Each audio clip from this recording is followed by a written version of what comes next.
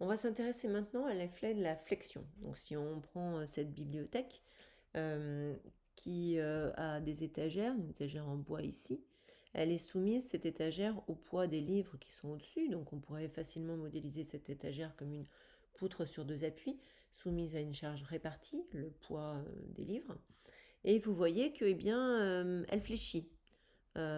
Cette flexion impose une déformation. Cette déformation, eh bien, on peut la schématiser de cette façon-là. Cette déformation va bien entendu dépendre de l'élément que nous allons solliciter. Si on a une poutre d'une grande hauteur, on va aisément imaginer que la déformation sera moindre. Et si on a quelque chose de très fin, la déformation sera plus importante. Alors, cette déformation, on va appeler ça une courbure. C'est pas un allongement, c'est une courbure. Et puis, on va observer de façon macroscopique une flèche. C'est le déplacement du vertical le plus important dans notre poutre. Donc là, au centre de notre poutre. Mais cette rigidité, on peut se poser la question de savoir si elle est fonction de la section ou bien si elle est fonction d'autre chose, d'une autre grandeur que nous n'avons pas encore mis en évidence. Alors, on va regarder simplement ce qui se passe quand on prend une feuille que l'on appuie sur, ici, un tas de bouquins. Eh bien, cette feuille, elle se déforme sous son propre poids. Si je prends exactement la même feuille, en gardant les mêmes sections, mais que je la modifie un petit peu, c'est-à-dire que je rends cette structure plissée, je vais venir la plier en accordéon, je garde exactement la même section, que je la mets sur les mêmes appuis avec les mêmes espacements, et bien là, je me retrouve avec une rigidité qui est accrue. J'augmente beaucoup ma rigidité puisque là, je ne vois plus de flèche et plus de courbure non plus sous le propre poids de la feuille elle-même. Alors, on peut du coup en déduire que l'aire de la section droite, elle ne semble pas influer sur la rigidité en flexion, puisque là, on a gardé la même section, et pourtant, on n'a pas la même rigidité. Donc, c'est pas l'air qui intervient, c'est pas l'air de la section droite qui intervient, c'est autre chose. Et on peut déjà voir que la forme de cette section droite semble intervenir dans la rigidité. Le fait d'avoir modifié la forme de cette section droite augmente la rigidité de notre poutre. Alors, je vais prendre la même feuille, mais cette fois-ci, je vais lui donner une forme rectangulaire.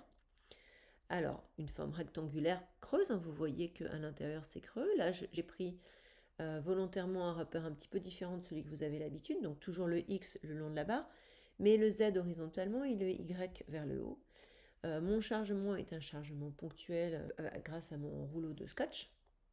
Et vous voyez là qu'on a une légère courbure et donc une légère flèche sur cette structure-là.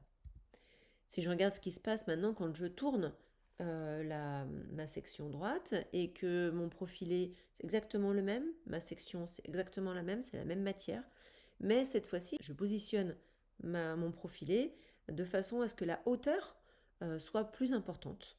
Donc là, je me retrouve à retourner mon axe Z et cette fois-ci vers le haut, X toujours le long de la barre et Y perpendiculairement au plan de chargement de ma structure.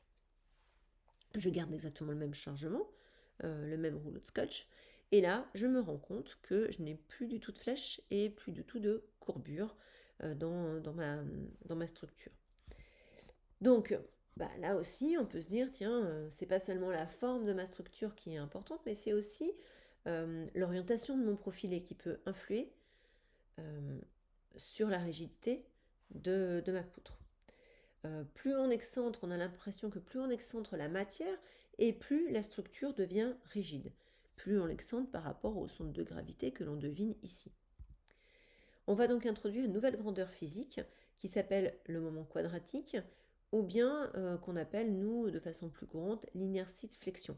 L'inertie, ça rappelle au terme de rigidité, ça va rentrer directement dans la capacité de la structure à augmenter sa rigidité à la flexion, à empêcher la structure de se déformer.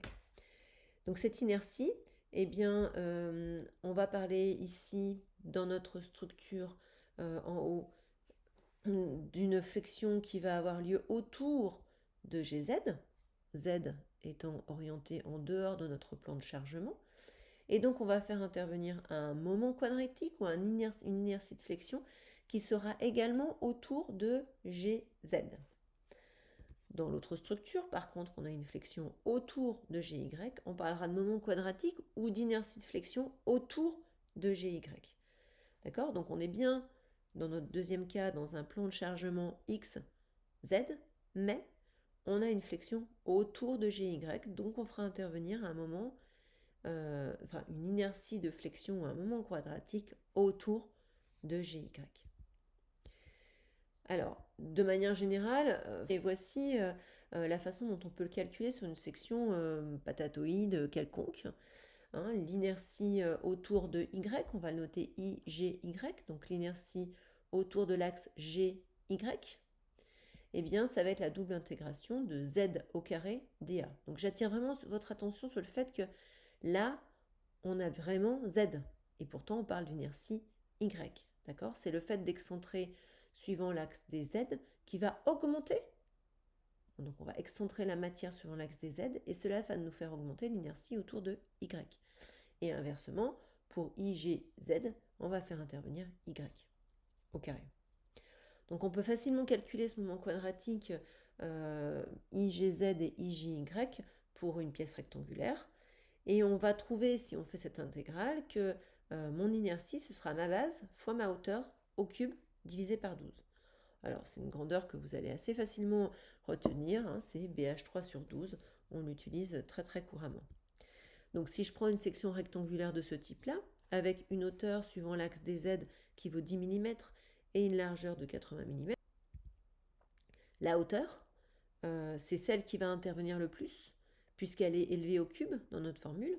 C'est celle qui va faire augmenter de façon exponentielle, de façon très importante, la valeur de notre inertie. Donc si on fait l'application numérique ici pour cette section rectangulaire, la hauteur va forcément intervenir au cube.